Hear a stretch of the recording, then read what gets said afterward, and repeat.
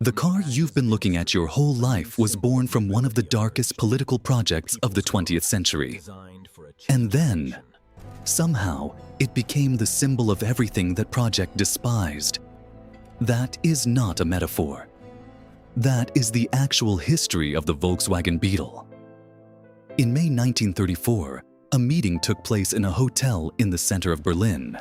The Kaiserhof Hotel, one of the most prestigious addresses in the city, was also a favorite gathering point for the new Nazi leadership. Adolf Hitler had been in power for less than 2 years. Germany was still technically in economic recovery from the previous decade. Unemployment had been catastrophic, the currency had been humiliated, and millions of ordinary Germans were living in conditions they could barely manage. But Hitler had an idea. It wasn't about war. Not yet. It was about cars. At that meeting, he outlined exactly what he wanted. A vehicle that could carry 2 adults and 3 children, reach highway speeds, consume no more than 7 liters of fuel per 100 kilometers, and, critically, cost no more than 1,000 Reichsmarks, about the price of a small motorcycle. Something a factory worker could actually save up to buy. Only 1 German in 50 owned a car at that point. Hitler had already announced plans to build the Autobahn, the great network of highways cutting across the country. But roads designed for mass travel meant nothing without cars for the masses. He needed an engineer, and he already had one in mind. Ferdinand Porsche had spent decades moving between the great European motor companies, Austro-Daimler, Daimler-Benz, and eventually his own design firm in Stuttgart. He was by the early 1930s one of the most respected automotive engineers in Germany, known for racing car design and a deep personal obsession with creating a small, affordable vehicle for ordinary people. The idea had been with him for years, before the Nazis were anywhere near power. He had even designed early prototypes for motorcycle companies trying to enter the car market. The Type 12 for Jundap in 1931, the Type 32 for NSU in 1932. When Hitler's commission arrived in June 1934, Porsche already had sketches in his drawer. What followed was documented as Project 60, the technical blueprint for a rear-engined, air-cooled, aerodynamically shaped vehicle built to be economical, simple, and easily repaired by someone without mechanical training. The air-cooled engine was not simply an engineering preference. Hitler himself had suggested it, reasoning that not every German who owned a car would have access to a heated garage. Liquid-cooled engines could freeze in rural winter conditions.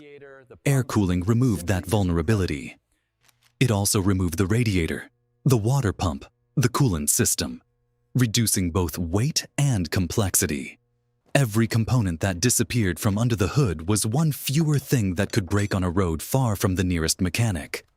The shape came from aerodynamics. Porsche and his team tested models in wind tunnels at Stuttgart University. The rounded, tapered silhouette that would eventually become one of the most recognizable forms in automotive history was not designed to look charming. It was designed to reduce drag. In an era when most cars still resembled upright boxes, this teardrop profile was radically different and radically practical. Testing happened on Germany's new Autobahn routes. By 1936, 3 V3 prototypes were undergoing trials across various terrain types, accumulating more than 50,000 kilometers. By 1937, a series of 30 development models commissioned through Daimler-Benz had collectively traveled more than 2.5 million kilometers. The engineering was being taken seriously. The scale of ambition was becoming clearer. To fund it, the Nazi government created something unusual. Ordinary Germans could purchase savings booklets, Sparkarten, contributing a portion of their wages each week toward the eventual price of their car.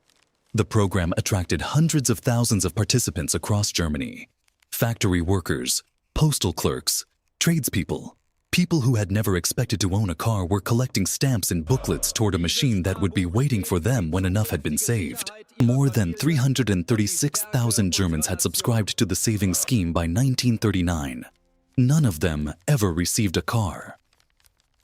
Because in September 1939, Germany invaded Poland, and the factory that had been constructed specifically to build this people's car, a massive new complex in Lower Saxony, in a town that had been officially named Stadt des Kdf-Wagens, but would later be renamed Wolfsburg, shifted almost immediately to military production.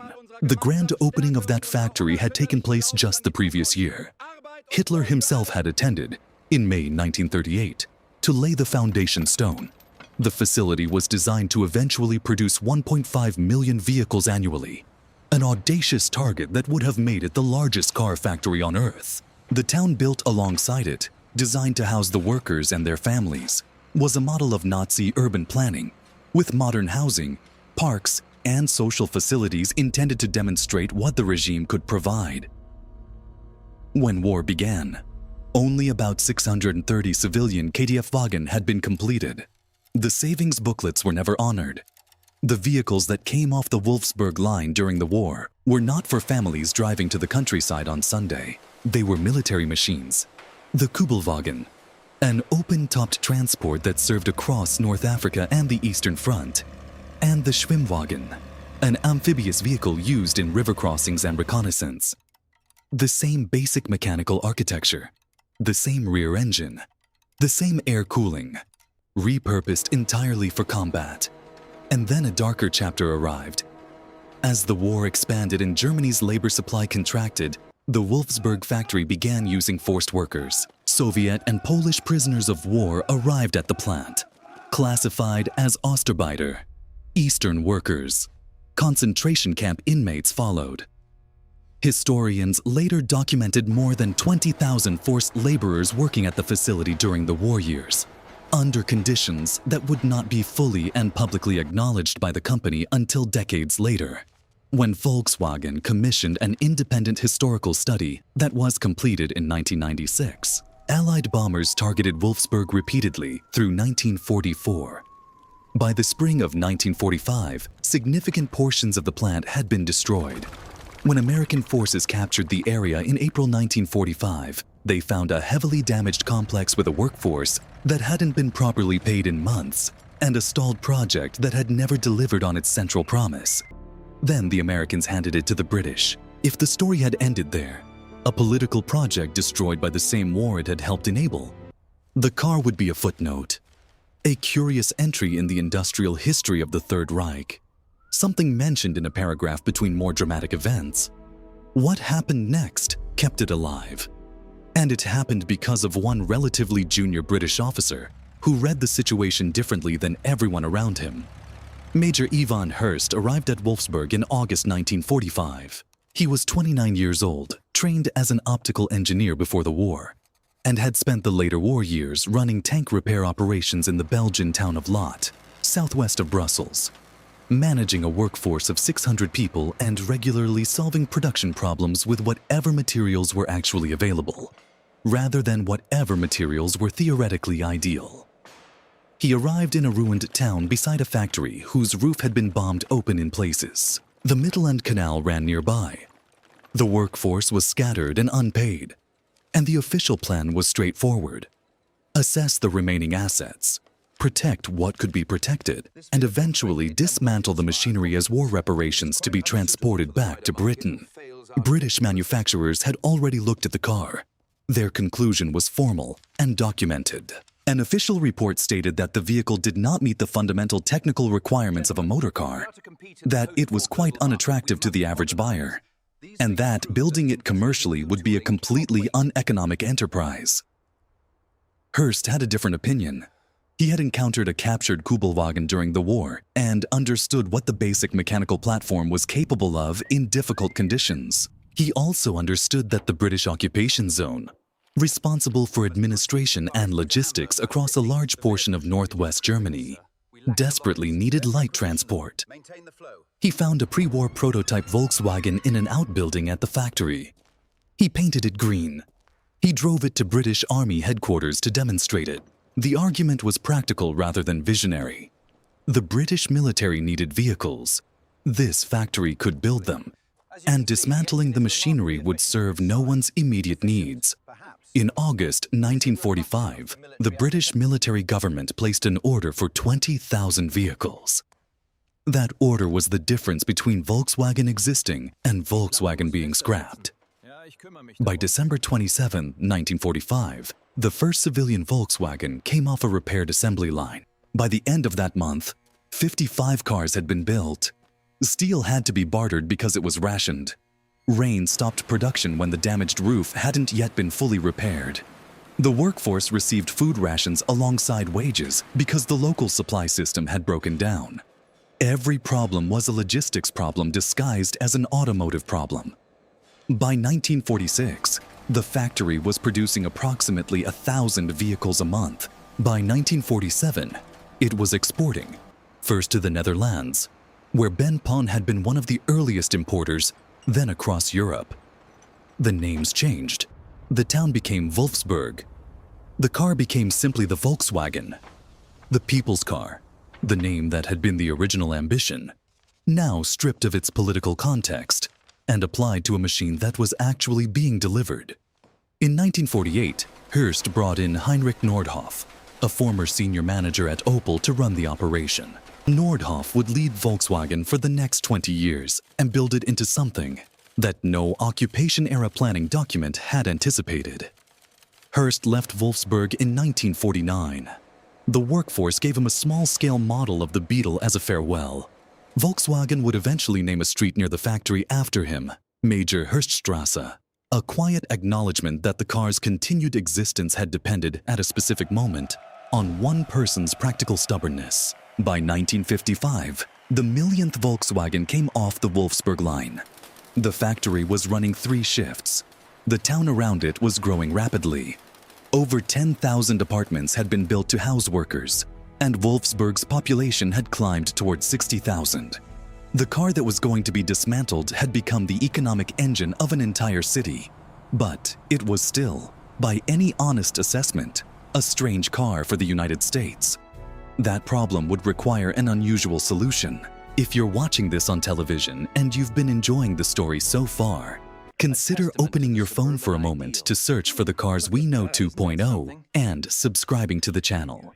Most of our audience watches on TV, and subscriptions are what help us keep making these documentaries and sharing them with more people. Sharing this video also genuinely helps.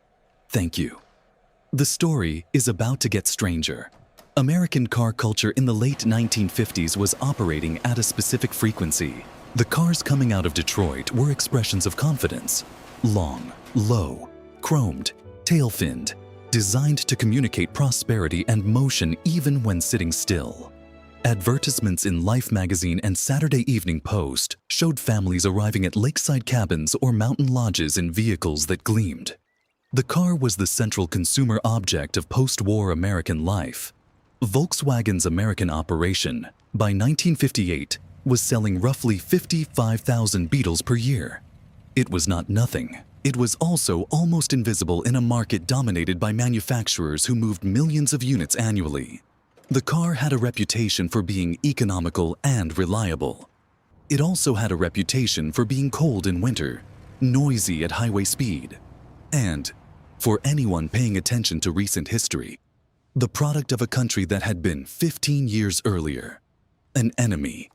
Karl Hahn, who ran Volkswagen of America, understood that the car needed a different kind of campaign. He went to Madison Avenue. The responses from the larger agencies were consistent. Find a way to make the car look and sound as American as possible. Downplay the origins. Find American-sounding attributes. Hahn hired a different kind of agency.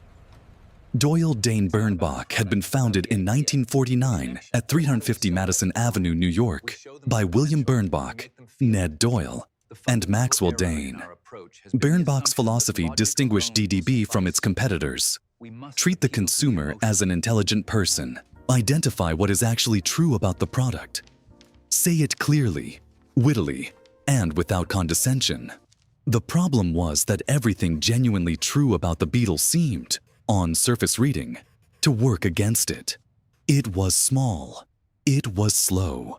It was visually unlike anything Americans were buying in significant numbers. It hadn't changed its appearance in years. and it had been designed under a regime that was not a comfortable reference point for American consumers in 1959. Art director Helmut Krone and copywriter Julian Koenig worked through the problem. Koenig, by his own later account, genuinely disliked American consumerism. The pressure to buy more, the annual model year ritual that made last year's car feel inadequate, the idea that status could be communicated through automotive scale. He brought that discomfort into the work. The campaign they produced appeared in 1959, a full page in Life magazine. In the upper left corner, a small black and white photograph of a Volkswagen Beetle. White space dominated the rest of the page. No chrome, no highway, no destination, just the car. Plain, slightly smaller than you'd expect in an automobile advertisement. Below, 2 words: think small. The body copy explained the practical logic of the car's size. Easier to park, cheaper to insure, economical to run. One ad, called Lehman, showed a Beetle with that word stamped across it in red ink, explaining that Volkswagen quality inspectors had found a small flaw on the car and rejected it before it could leave the factory.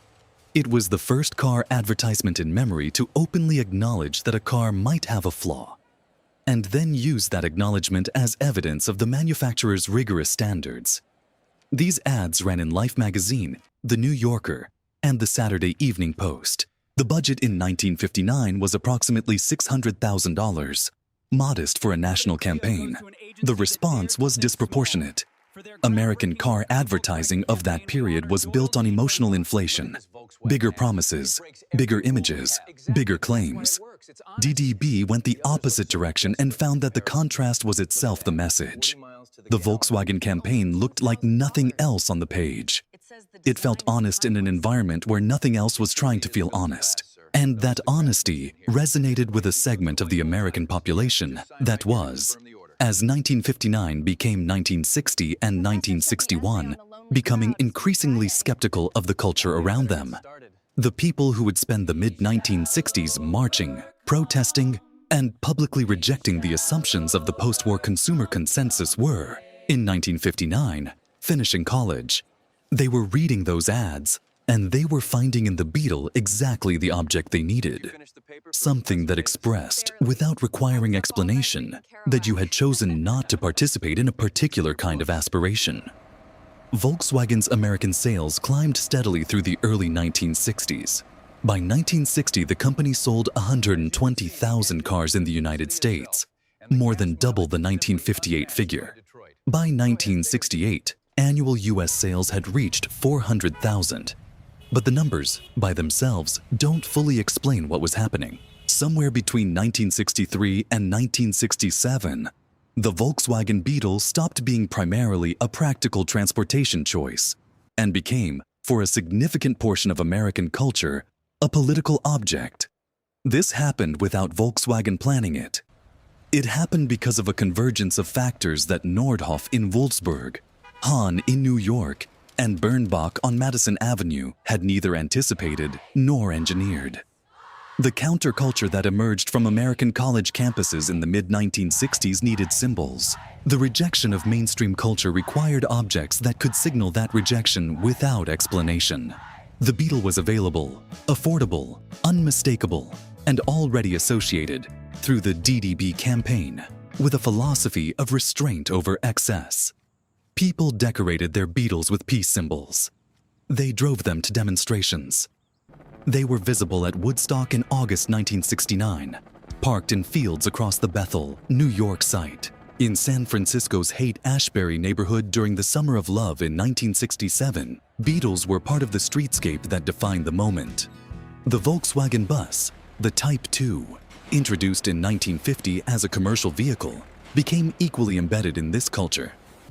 Painted in multiple colors, fitted out as mobile accommodation, the bus appeared in photographs and films of the period so consistently that it became a visual shorthand for an entire set of social attitudes. It was used on Grateful Dead tours, driven across America by people following routes that had no fixed destination, and painted with murals that turned a commercial delivery vehicle into an itinerant gallery.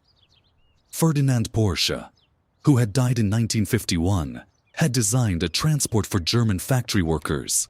His engine and platform were now carrying the American counterculture across the continent.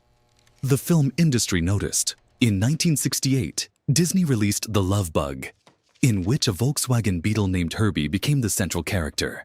A film aimed at families that absorbed the existing cultural affection for the car and reflected it back at the broadest possible audience. Herbie was not a vehicle. He was a personality. The choice of a Beetle as the car with a soul was not random. It was a recognition that the shape had already accumulated a kind of emotional meaning in American popular culture that no other car had achieved in quite the same way.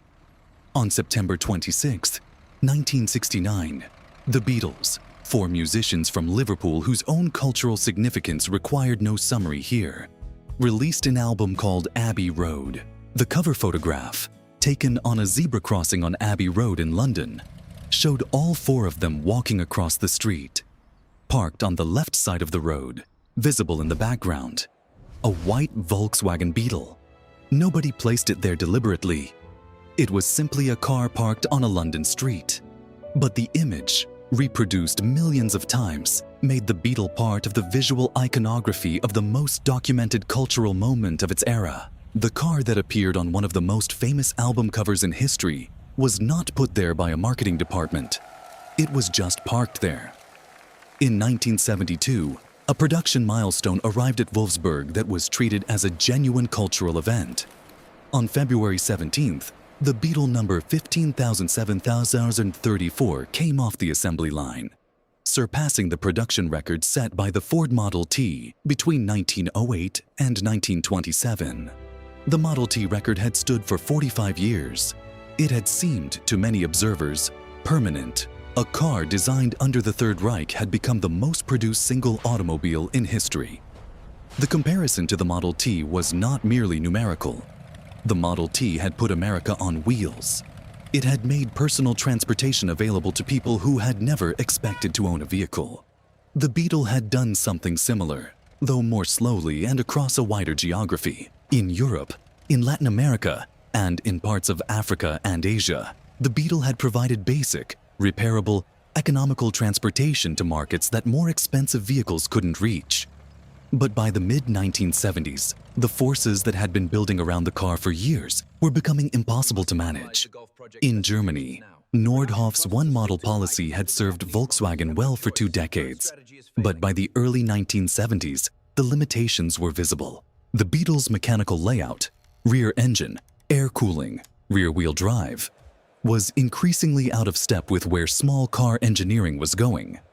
The Mini, the Renault 5, and a new generation of Japanese compacts were demonstrating that front-wheel drive with a transversely mounted water-cooled engine could deliver better interior space, better fuel economy, and better handling in a similarly sized package. Volkswagen was developing a replacement. The Golf, later sold in the United States as the Rabbit, appeared in 1974. Designed by Giorgetto Giugiaro, it was almost everything the Beetle was not. Modern layout, water-cooled front engine, hatchback body, interior space that made efficient use of its external dimensions. It was, in most objective measures, the better car. Production at the Wolfsburg factory switched from Beetle to Golf in 1974. German Beetle production ended completely in 1978. American regulatory changes had created an additional problem the Beetle could not solve. California's air quality regulations, and eventually federal emission standards, required levels of exhaust cleanliness that the air-cooled engine, with the technology available in the mid-1970s, could not achieve economically. In 1977, the Beetle was withdrawn from the American market. The car had been banned from the country that had turned it into a cultural icon, but it was not finished, not even close. In Puebla, Mexico, a city of around 500,000 people, about 75 miles southeast of Mexico City, a Volkswagen factory had been building Beetles since 1967. The facility had been established initially to serve Latin American markets more efficiently than shipping from Germany allowed. It had grown into something larger. When German production ended in 1978 and Brazilian production ended in 1986, Puebla continued. The factory in Mexico was, by the late 1980s, the only place on Earth still making the original Volkswagen Beetle. Not as a heritage project, not as a limited edition, as a regular production vehicle sold to ordinary customers. And in Mexico, the Beetle had become something different from what it had been in Germany or the United States. It had become the Vocho, a nickname that carried none of the political history, none of the counterculture associations, none of the advertising legacy from Madison Avenue.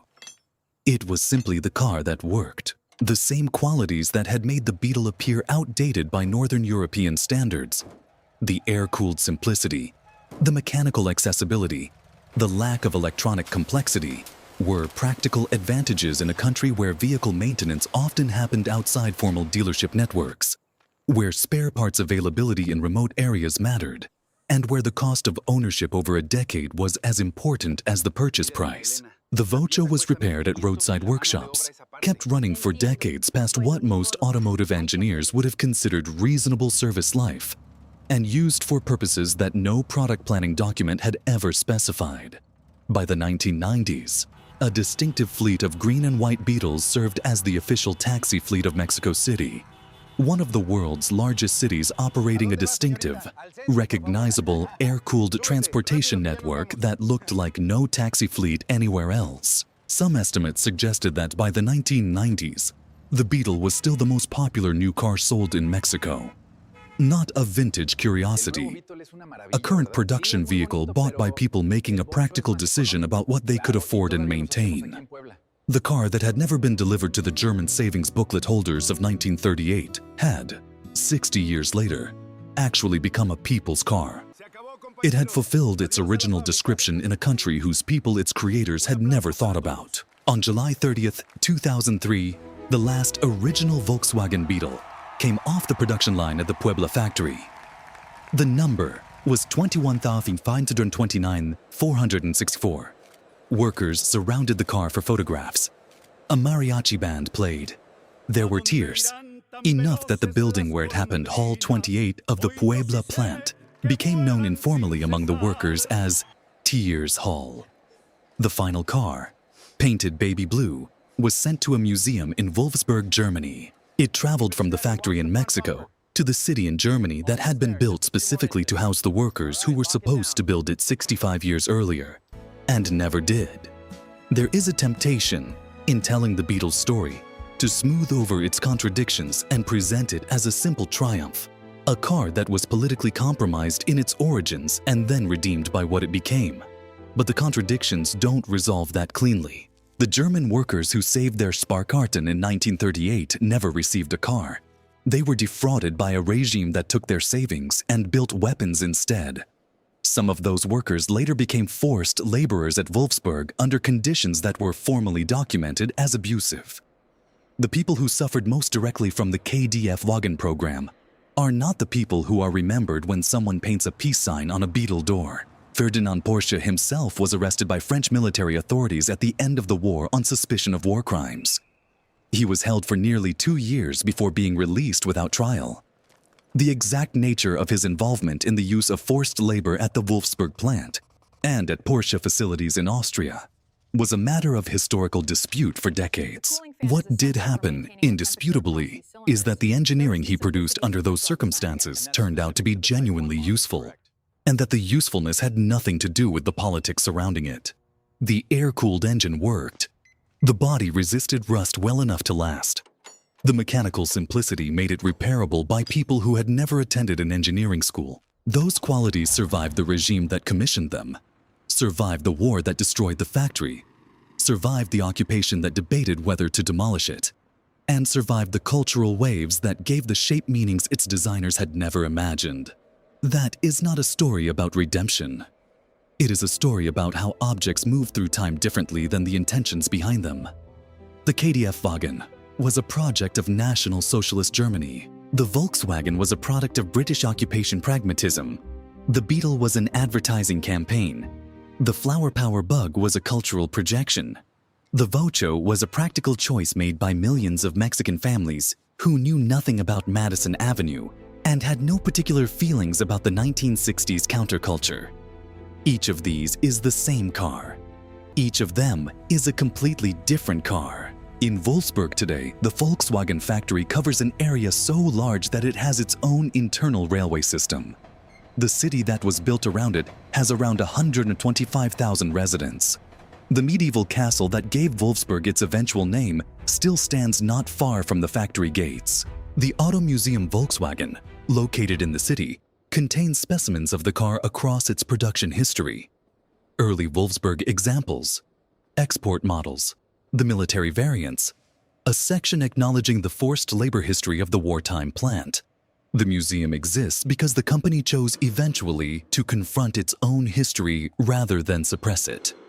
The baby blue car from Puebla is there, number 21,529,464. When Volkswagen launched the new Beetle in 1998, a redesigned vehicle built on the Golf platform, styled to evoke the original silhouette without replicating its mechanics.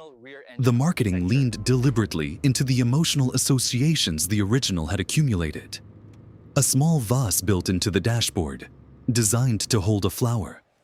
An acknowledgement that the car's meaning had become inseparable from what the 1960s had made of it. Nearly 80,000 new Beetles sold in the United States in 1999. It was a commercial success built entirely on the cultural weight of a machine it did not mechanically resemble.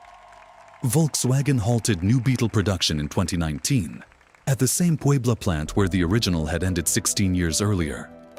The shape is now in museums, in collections, in garages in California and Bavaria and Oaxaca. It appears in films and on album covers and in the backgrounds of photographs from the most documented decade of the 20th century. It is painted on walls in cities that didn't exist when it was designed. It is the subject of books about design, about advertising, about political history, about counterculture. It was never supposed to be any of those things. It was supposed to be a cheap car for German workers to drive on Hitler's roads. That it became something so different, and that the difference is so complete, is perhaps the most honest proof of how little control anyone ever has over what they create. The engineer solves the problem in front of him. The politics changes. The war starts. The factory burns. A young British officer refuses to demolish it. A car company survives in a bombed city. A Dutch dealer leaves a car in New York. An agency finds two words. A generation finds a symbol. A country finds a people's car. And 65 years later, a mariachi band plays in a factory in Puebla. And the workers who built the last one call the building Tears Hall. That is what became of the car that was never supposed to mean what it ended up meaning. The Beetle escaped control so completely that its original purpose is now the part of the story most people have forgotten. Another car, created at almost exactly the same moment and from a very different kind of necessity, had the opposite problem. It was so completely identified with its original purpose that the world spent decades forgetting what else it could do. This ground clearance requirement is non-negotiable for the Quartermaster Corps. Yes, sir. And it must be capable of carrying the new machine gun mount. The prototype needs to reflect this by July. With a country preparing for a war it hadn't yet admitted it was going to fight.